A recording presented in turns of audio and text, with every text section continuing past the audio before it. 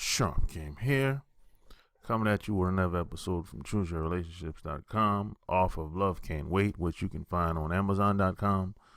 A couple of days ago, I got a question from somebody, and they wanted to know how Japanese women who live abroad see Japan after they come to America, Canada, Australia, or any first world country.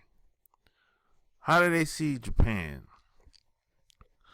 And that's a good question. And I can only speak from the Japanese women that came to America. I can't speak for or I should say, the Japanese women that moved to North America. I can speak on that. But I can't speak for the Japanese that moved to Australia or anywhere else around the world. So what I would say is this. Now, you have to realize most Japanese people are raised very different than the average American. And there's different types of Japanese women. So when they come to America, they only let a certain amount of Japanese people come here for specific reasons, whether it's for school, for work, and some people come here to visit, whatever. You know what I mean? So most Japanese people, when they get here, the word gets out pretty fast in Japan, because a lot of these people that come over here, they have friends, family that have lived here or visited here a couple times. So when they come over here to live, whether it's a 2-year visa or whatever they get, a lot of them identify with whites off top. I mean, I'm talking like week one. That's their mindset. They want to align themselves with white people because they really want to be in those circles, whether they have a job or in college or whatever the case is. And a lot of them want to do what a lot of white people do. They want to do a lot of the bullshit. They really want that. They want to feel like they have some sort of authority. They want to feel like they want to do what white people do and some. But what happens with a lot of Japanese women is, number one, a lot of them will get used because they try to get into those circles and they face a lot of rejection. And then you got a lot of Japanese guys, on the other hand, they want to get with white women, but they can't really get with a lot of white women. They somehow, they usually end up settling with the Japanese girls. But when a lot of Japanese guys come over here, they're coming over here to get with white women, mainly. Now, they'll settle with a Japanese girl because they know the pickings is slim over here when it comes to Japanese girls. It's not like being in Japan. Japan is Japanese women everywhere. But over here, for most Japanese guys, the pickings is slim. Because most Japanese people, it's not a huge concentration of Japanese people in every city or every town in America. It's not like that. Japanese people they don't have like a big Chinatown, a big Japanese town like Chinatown. The Japanese people are kind of all over the place in America. They kind of scattered all over the place. Now, there's certain towns, they might have a Japanese neighborhood. Like in New York City, for example, most Japanese people live in some part of Brooklyn. Or in Atlanta, most Japanese people live in some small area, Duluth, just outside Atlanta, right? But they don't really stick together like that. they don't really they're not really loyal to guys like that, or loyal to the Japanese people in America like that. They're very different when they come over here because they identify with whites and they want to align themselves in those circles. But for most of them, it ain't going to work out that way. And and how they see Japan is based upon their experience when they get here. Because a lot of them, if things work out, maybe they'll meet some old sucker that and she'll get married to him or whatever the case and have a kid, or probably move to some big city, or maybe she'll find some guy that's in the military or something like that. And most of the time that still won't be enough for her. Even though she didn't come from where she came from, more than likely it wasn't all that. I mean, she really probably didn't really she probably wasn't living in a lap of luxury, because if she did, she wouldn't have been coming over here. You know what I'm saying? So a lot of women, they have high expectations when they come over here, because a lot of them want to be famous. A lot of them want to just do something different, because they have a dream of getting married to a foreigner. A lot of women have that dream in Japan. I don't know where it stems from. I don't know if it's a cultural thing or whatever the case is, but a lot of them have a dream of getting married to a foreigner. And another thing you have to think about, when they say American, they're talking about whites. That's who they're really talking about. You know what I'm saying? They'll try to downplay it or act like it ain't so, but the reality is they put white people on a pedestal. So a lot of them over here, they'll never really say how they feel about Japan once they've been living over here for a while, and assuming things go in a way they would like. A lot of them will they'll start saying shit like, well, Japan is you don't have that much opportunities in Japan. You can't speak up in Japan. You can't, they'll start coming up with basically everything they can do over here in America. They'll start to kind of bash how they grew up, because they'll start saying stuff like, hey, you can't have a tan working at the job in Japan, or else they will get you fired. And which is true, but over here they don't have to worry about that stuff. Over here they can voice their opinions. They want that. They'll ask them questions. They can have a tan and work a job here without being harassed, because Japan is very male-driven society, and women really don't have any say-so in how society is being run over there. So when they come over here and they see women on television speaking and voicing their opinions, you don't really see the average Japanese woman doing that in Japan. The only people you see voicing their opinions on television as far as women or politicians. You don't see average Japanese women like doing that. You don't see them on television over there. That's unheard of.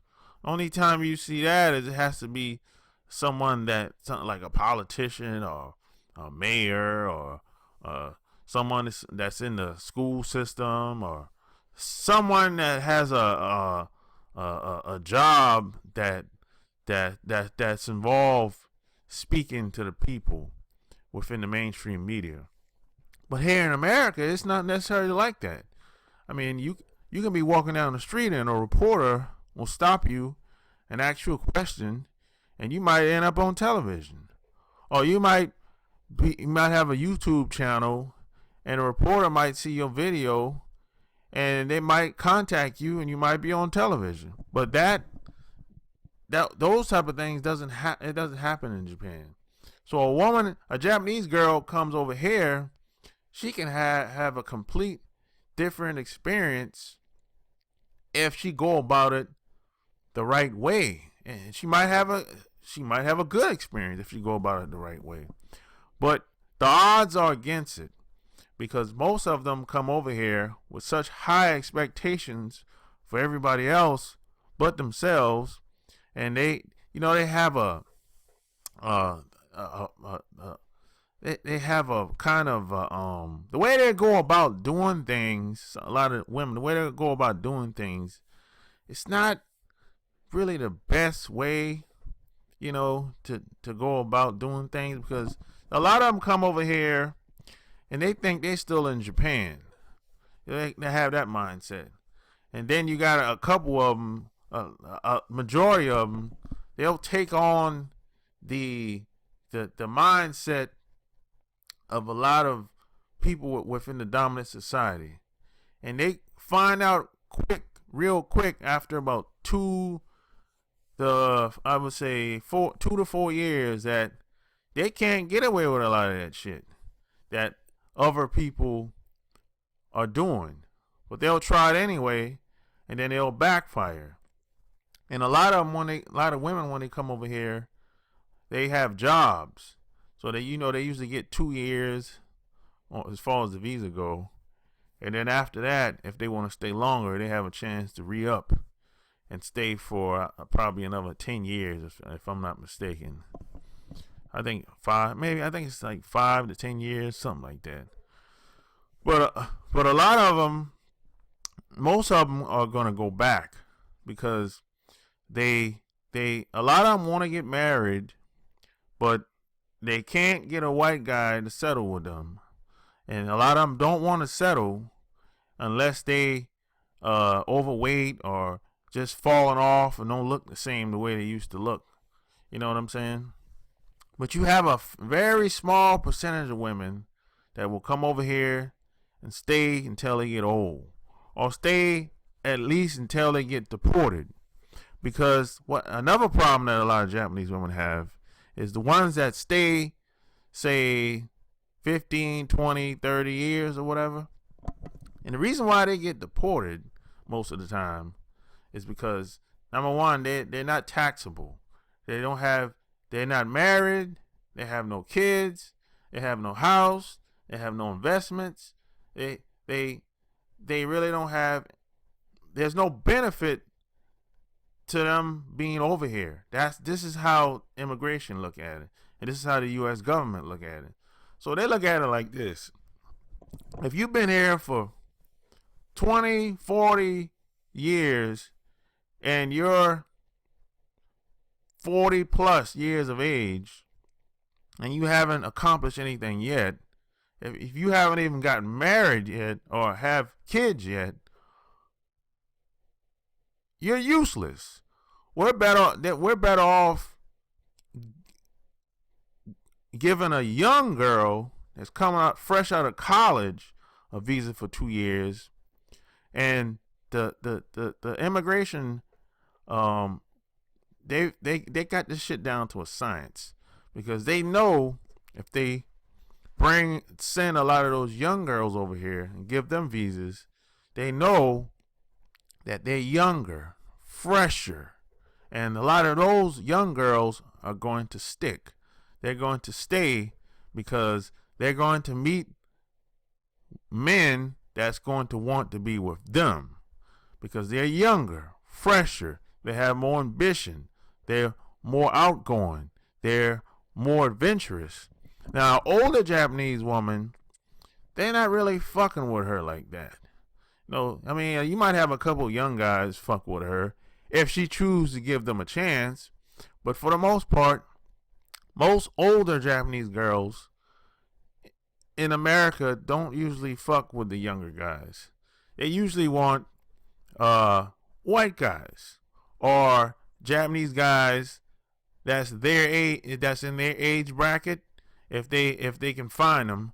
But here's the deal: the younger Japanese guys don't want no parts of an older woman. As a matter of fact, if you know anything about Japan, the age of a woman is very important over there, because if the woman is past the age of 30, she's considered to be old and used up goods, right? So in America, the rules don't change. If the woman is 40 years of age and the guy is 30, he's not touching that. You know, he might hit it on a drunk night, but he ain't gonna settle with her. That's out of the question. So a Japanese girl that's 40, 50 years of age, or maybe late 30s, she might have to settle. Otherwise, she's going to be single. But I can tell you this, she's not going to settle with a Japanese guy that's still in his 20s and 30s if she's 40. That's not going to happen. Now, they might lay up together, or he ain't going to marry her. She's going to have to either get with a white guy, which that's probably not going to happen, or get with some other guy and settle. But 9 times out of 10, she won't settle, because the way they think and their mindset when they come over here, I mean, at that point, when she gets past the age of 35 living in America, if she doesn't have a kid or never been married, she's probably desperate. So she, more than likely, most of them that I know are all over the fucking place. You know what I'm saying? So they'll, a lot of them, they kind of split. They go visit Japan back home to more than likely a small town, wherever they're from. And then they like living in America, but at the same time, they don't want to go back. I mean, they might talk shit about America after a while, depending on where they live. But then I'll be like, well, just go back home. Then they'd be like, no, I don't want to go back home. See, they're a lot of these women are planning to go back home once they're retired and collect Social Security. Yeah, so this is how a lot of Japanese women see it. They think they're gonna plan. Like, I know a 43-year-old Japanese woman. She says her plan is to work until she's 62, then she'll move back to Japan. But you have to understand that logic. That's probably not gonna work out. But I didn't tell her that. But she's single, no kids, no house, no investments. All she do is work her 9-to-5 job. That's it. And she's living in Atlanta, and she's still partying, drinking, smoking, and no one really wants to fuck with her like that. She's always bored all the time, and I never seen her with a guy. I've heard she's been with a guy one time, but I've never seen her with a guy.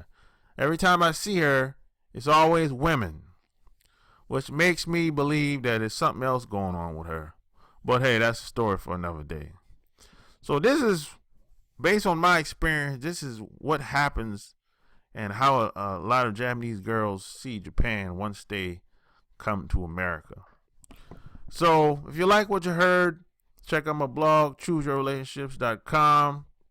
Subscribe to my channel. And don't forget to like and share my video. So until next time, Sharp Game is out. Peace.